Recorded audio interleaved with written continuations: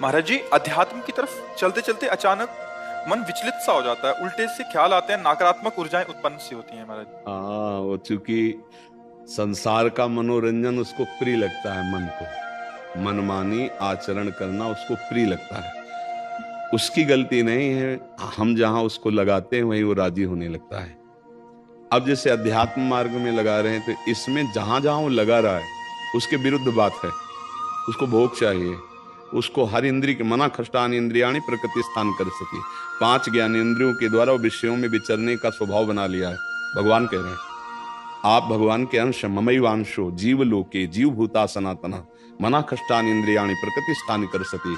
आप इस मन के भुलावे में आकर, मन भोगों के भुलावे में आपको फंसाकर ये सदैव अधीन रखा है। अब अध्यात्म सुनना शुरू किया, अध्यात्म चल तो अध्यात्म में मन को वश में किया जाता है और अभी तक आप मन के वश में रहे। तो जब आप सपोर्ट नहीं देंगे तो आपका सपोर्ट करने लगेगा। इसकी चाल समझना, क्योंकि आपके बिना उसकी कोई सत्ता नहीं, वो आपके बिना कुछ नहीं कर सकता, आपके दस्तखत से ही करेगा। जैसे हमारा मन कह रहा है मैं देखूं, हम कह रहे नहीं देखना है, वो 100 बार कहेगा देखो, आप कहोगे नहीं ये देखो, अब वो लग जाएगा जिधर आप लगाओगे, पर वो कुछ समय तक लगेगा, फिर वो आपको वश में करने की कोशिश करेगा और वो जब आप ना करेंगे तो आपको जलाएगा। अगर उस जलन को सह गए तो मन को अधीन कर लेंगे और नहीं सह गए तो मन आपको अधीन कर लेगा।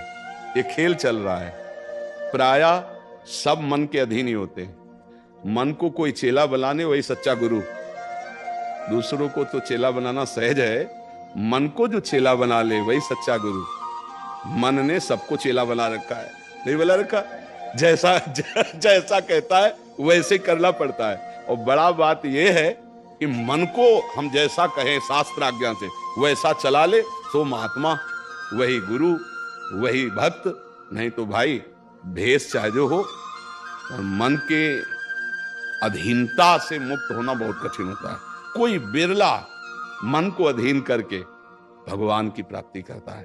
तो आप लोग उसी बिरले में हैं, क्योंकि अगर सत्संग मिल रहा है, साधु संग मिल रहा है और अध्यात्म की बातें सुन रहे हैं, अध्यात्म में चल रहे हैं, तो हम ये नहीं कह सकते कि हमारे ऊपर भगवान की कृपा नहीं है। कृपा है, पर हमें विचलित नहीं होना। कम से कम ये बात आप स्वीकार करते हैं कि कभी कभी वो हमको गिराने की कोशिश करता है, अर्थात आपका बहुत सहयोग देने लगा है। तो एक समय था कि हम पूरे उसके अधीन थे, आज है कि आधा आधा हो गया है। आधा वो हमारे अधीन हो रहा है, आधा अपने अधीन करना चाहता है। तो चढ़ाई और चढ़ते जाओ, उसके पॉइंट कम करते जाओ, अपने पॉइंट बढ़ाते जाओ कि अब 60%, अब 65%, अब 70%। फिर जिस दिन 100% तो तुम्हारे अधीन हो गया, उसी दिन भगवान के आनंद का जो स्वरूप है वो प्रकाशित कर देगा। अब ये लड़ाई बहुत जोर की है, छोटी मोटी लड़ाई नहीं है। वो छोटा मोटा शक्तिशाली नहीं, बहुत शक्तिशाली है। क्या?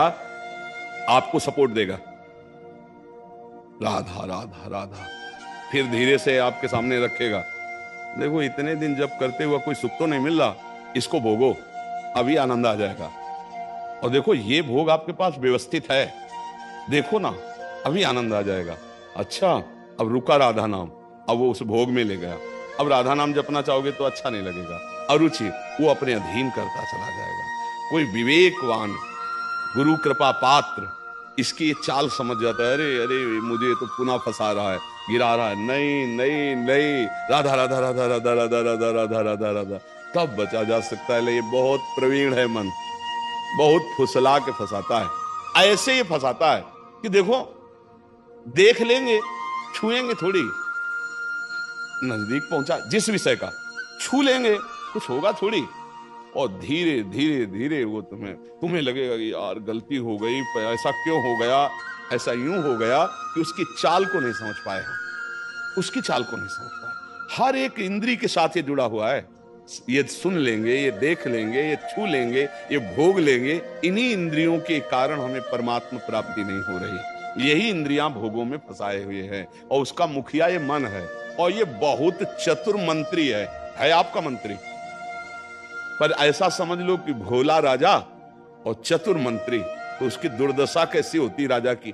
जो सलाह देता है वैसे ही कर देता है और फंसता चला जाता है, और मंत्री अपने को बलवान बनाकर केवल नाम मात्र का राजा उसको बनाए हुए सारा काम वही कर रहा है। देख लो आप, नाम मात्र के आप जीवात्मा भगवान के अंश हो, सारा काम वही मन कर रहा है। हमारा मन कर रहा है आज ये खाएं तो हम खाएं, नहीं, ये मन की मांग है, तेरी मांग नहीं है। लेकिन ऐसा कौन भेद पैदा कर पाता है?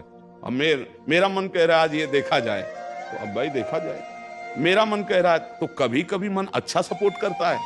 जैसे आपको मन ने ही कहा चलो चलते हैं सत्संग में, बाबा के पास बैठते हैं वृंदावन में, तो अच्छा सपोर्ट दिया ना। वो सपोर्ट ना देता तो आप नहीं आ पाते। बस इसको अच्छे सपोर्ट के पॉइंट में लगाते रहो, और जब बुरा सपोर्ट करे उस समय सहना बहुत कठिन होता है। अगर मन ने ठान लिया कि अब ये करना है और आपने कह दिया ना, तो आपको जलाना शुरू करेगा, और उस जलन को जो सह गया, यम ही न व्यथ्यन्ते पुरुषम पुरुषर्षव सम दुखा सुखाधीरम स्वमृतत्वाय कल्पते, उस जलन को जो सह गया सो भगवान को प्राप्त करने की सामर्थ्य रख लेता है। बहुत कठिन है मन की जलन को सहना। बाहर के थप्पड़ सह जाना सही, लेकिन मन के थप्पड़ सहना बहुत कठिन, सबको गिरा देता है।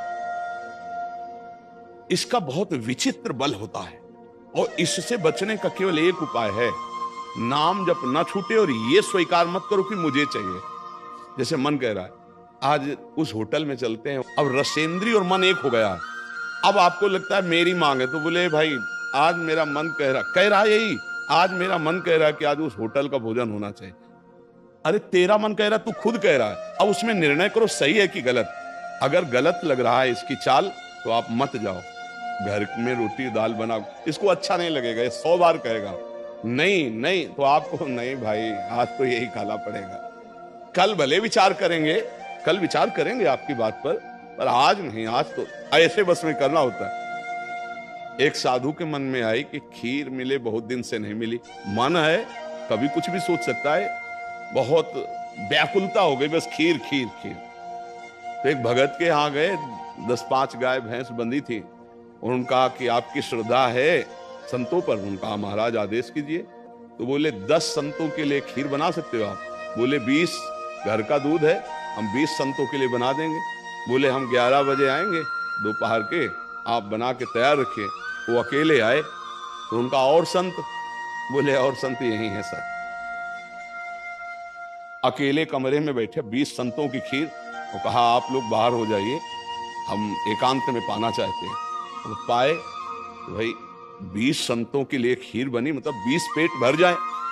तो अब पाए, फिर एकदम यहां तक हो गए तो उल्टी हो गई, फिर मिलाया उसी को, फिर मन कह रहा नहीं अब खीर नहीं चाहिए। बोले नहीं, खाओ खाओ खीर। रोमांच हो गया, नहीं खाएंगे एकदम। तो बोले जिंदगी में खीर का नाम मत लेना, जिंदगी। तो या तो ऐसे उतरो, या तो ऐसे उतरो। इसको वश में करना बहुत अच्छा। एकदम विरोध भी नहीं कर सकते आप इसका, चल ही नहीं पाओगे। इसका विरोध भी एकदम नहीं कर सकते, सपोर्ट भी करना पड़ेगा। तो अच्छी बात में इसका सपोर्ट करो। अब कह रहा है जिससे हमें आज मीठा खाना है, ठीक है तुम्हारी मांग बुरी नहीं है। गए किसी अच्छी दुकान से लिया, ठाकुर जी को भोग लगाया, भाई तो उसका सपोर्ट हो गया। अब वो बुरी बात कह रहा है, अब नहीं मानना है। उस समय जो जलन उसे सह जाओ, बस यही साधना का है। मन को अगर अधीन कर लिया तो बात बन गई। एक हम बार बार सुनाया करते कि मन मारिया तन बस में की ना, हुआ भरम सब दूर, बाहर से कछ दिखत नाई, अंदर चमके नूर। आपो त्याग जगत में बैठे नहीं किसी से काम, उनमें तो कछु अंतर नाई, संत कहो चाहे राम। वो गृहस्थी में भी है। आप एक पत्नी व्रत लिए हुए धर्म से आप चलते हैं, दूसरी किसी माता बहन की तरफ गंदी